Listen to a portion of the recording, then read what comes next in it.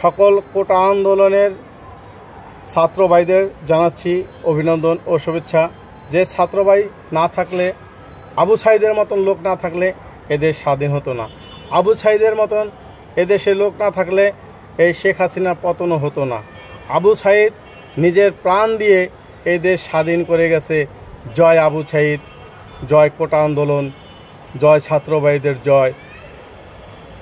অবশ্যই এই জয় আবু সাঈদের জয়, এই জয় বাংলাদেশ আবু সাঈদ, অথবা বাংলাদেশ আবু সাঈদ, আবু সাঈদ বাংলাদেশ। এরকম হতে পারে যে আবু সাঈদ বাংলাদেশ বা বাংলাদেশ আবু সাঈদ।